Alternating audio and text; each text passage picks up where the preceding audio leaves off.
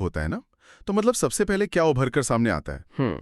मुझे लगता है विशाल रेगिस्तान या फिर वो ऊंची पहाड़ियों पर बने बड़े बड़े अजय किले। बिल्कुल, और महलों की भव्यता भी।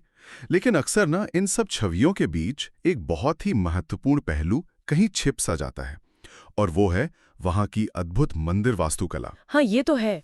वास्तुकला का ये स्वरूप न सिर्फ पत्थरों को तराशने तक सीमित नहीं है, बल्कि ये एक ऐसा जीवंत दस्तावेज है जिसमें सदियों का इतिहास दर्ज है। सही कहा आपने।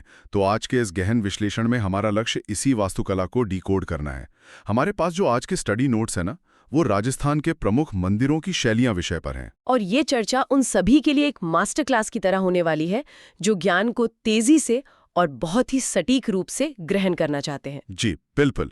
आज हम वास्तुकला की 4 प्रमुख शैलियों को समझेंगे: नागर, द्रविड़, पंचायत और भूमिज।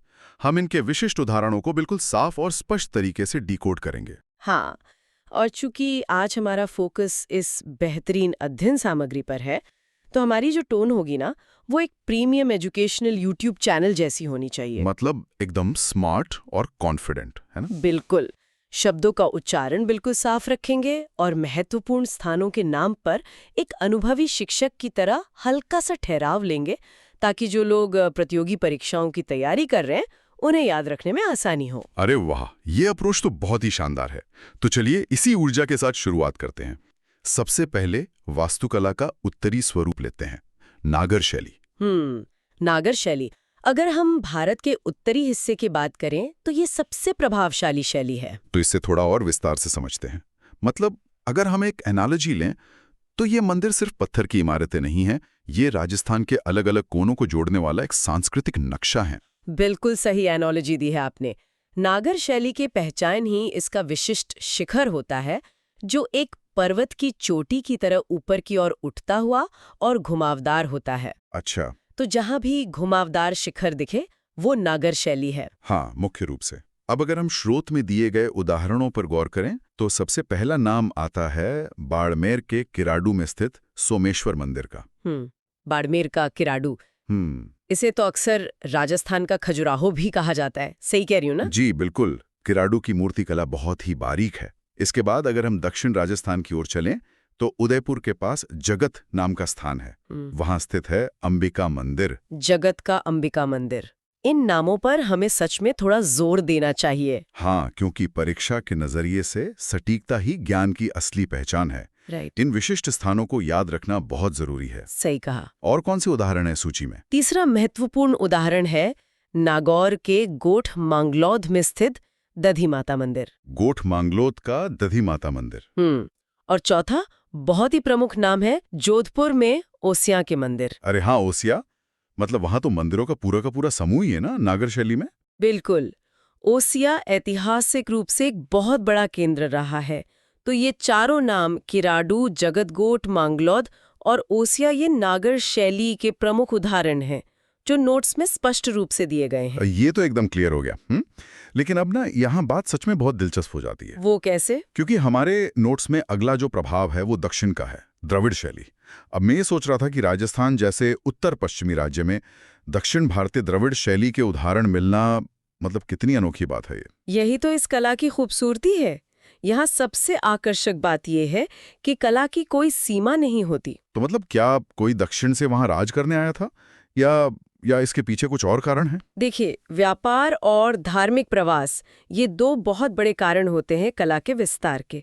हमारे स्रोत में इसके दो बहुत ही दुर्लभ और महत्वपूर्ण उदाहरण दिए गए हैं। अच्छा, दुर्लभ उदाहरण। तो इन पर तो पक्का स्टार मार्क लगा लेना चाहिए। कौन से हैं वो 2 मंदिर? पहला है अजमेर के पुष्कर में स्थित रंगनाथ मंदिर। पुष्कर तो वैसे भी बहुत बड़ा तीर्थ है। बिल्कुल। और ये एक पूर्ण विकसित द्रविड़ शैली का मंदिर है। इसका गोपुरम दूर से ही नजर आ जाता है। गोपुरम मतलब वो जो प्रवेश द्वार पर बहुत ऊंचा ढांचा होता है दक्षिण भारतीय मंदिरों में? एकदम सही। और दूसरा उदाहरण तो और भी ज्यादा हैरान करने वाला है। वो कहाँ है? वो है चुरू के सुजानगढ़ में तिरुपति बालाजी का मंदिर। अरे, चुरू में तिरुपति बालाजी। चुरू तो अपनी रेत और गर्मी के लिए जाना जाता है। जी हाँ। और वहाँ द्रविड़ शैली का मंदिर होना ये स्पष्ट रूप से दर्शाता है कि चूंकि ये राजस्थान में द्रविड़ शैली के अपवाद स्वरूप उदाहरण है, इसलिए ये जानकारी के लिहाज से बहुत ही वीआईपी तथ्य बन जाते हैं। VIP facts. मतलब जो लोग स्मार्ट स्टडी कर रहे हैं उन्हें ये रंगनाथ मंदिर और सुजानगढ़ का तिरुपति मंदिर बिल्कुल नहीं भूलना चाहिए। बिल्कुल नहीं। अपवादी अक्सर परीक्षाओं में सबसे ज्यादा पूछे जाते हैं। ये बहुत बढ़िया पॉइंट है। तो हमने उत्तर दक्षिण यानी नागर और द्रविड़ को कवर कर लिया। अब भौगोलिक शैलियों की चर्चा के बाद वास्तुकला के लेआउट आधारित स्वरूप पर आते हैं, पंचायत शैली। हाँ, पंचायत शैली ये मूल रूप से एक लेआउट या फ्लोर प्लान है। पंचायत नाम से तो ऐसा लगता है जैसे 5 लोगों की सभा हो। हाँ हाँ, शब्द वहीं से आया है, पंच और आयतन। इसमें मुख्य मंदिर बिल्कुल केंद्र में होता है और उसके चारों कोनों पर 4 छोटे सहायक मंदिर होते हैं। मतलब एक तरह का सममित पैटर्न। हाँ बिल्कुल। अब अगर हम स्रोत में दिए गए इसके 5 प्रमुख उदाहरणों को सूचीबद्ध करें एकदम रिवीजन के अनुकूल तरीके से, तो ध्यान से सुनिएगा। मैं तो बिल्कुल तैयार हूँ। पहला है बारां का भंडदेवरा शिव मंदिर। भंडदेवरा, ठीक है। दूसरा कोटा का बूढ़ादित्य सूर्य मंदिर। बूढ़ादित्य। तीसरा उदाहरण है उदयपुर का जगदीश मंदिर। अरे रुकिए, यहाँ मुझे एक पैटर्न दिख रहा है। अभी थोड़ी देर पहले हमने उदयपुर के जगत में नागर शैली के अंबिका मंदिर की बात की थी और अब यहाँ उदयपुर का ही जगदीश मंदिर पंचायत शैली में आ गया। बहुत ही शानदार अवलोकन है आपका। अगर हम इसे व्यापक संदर्भ में देखें तो पता चलता है कि उदयपुर जैसे स्थान वास्तुकला के कितने समृद्ध केंद्र रहे होंगे, जहाँ एक साथ अलग अलग शैलियों के मंदिर पाए जाते हैं। ये सच में दिलचस्प है। चलिए चौथा उदाहरण बताइए। चौथा है रावत भाटा जो चित्तौड़ में है, वहां के बाड़ोली के शिव मंदिर। रावत भाटा के बाड़ोली मंदिर। और पांचवा उदाहरण है ओसियां का हरिहर मंदिर। अरे वाह, फिर से ओसियां। मतलब ओसियां भी उदयपुर की तरह एक वास्तुकला का गढ़ रहा है। नागर भी है और पंचायत शैली का हरिहर मंदिर भी। जी बिल्कुल। एक ही स्थान पर समय के साथ अलग अलग शैलियों का विकास होना यही दर्शाता है। तो ये 5 नाम पंचायत शैली के लिए बहुत ही महत्वपूर्ण है। तो नागर, द्रविड़ और पंचायत, ये 3 तो साफ हो गए। अब हम इस चर्चा के अंतिम और सबसे निर्णायक हिस्से की ओर प्रस्थान करते हैं, भूमिज शैली। हाँ, भूमिज शैली। तो इस सब का असल में क्या मतलब है? मतलब इस आखिरी शैली में ऐसा क्या खास है जो इसे बाकी सबसे अलग बनाता है? देखिए, भूमिज शैली दरअसल नागर शैली की ही एक उपशैली है, लेकिन इसका जो शिखर होता है ना, वो मुख्य नागर शिखर से थोड़ा अलग होता है। कैसे? इसमें मुख्य शिखर के चारों ओर छोटे छोटे शिखरों की कतारें होती हैं और इसका तल अक्सर तारे के आकार का होता है। अच्छा, स्टार शेप्ड। तो ये देखने में काफी जटिल लगता होगा। बहुत जटिल। एक्सपर्ट्स पहले भीलवाड़ा जिले के 2 प्रमुख उदाहरणों को गिनाते हैं इसके लिए। भीलवाड़ा के 2 उदाहरण कौन कौन से? पहला है बिजौलिया का उडेश्वर मंदिर और दूसरा है मिनाल का महानालेश्वर मंदिर। बिजौलिया का उडेश्वर और मिनाल का महानालेश्वर।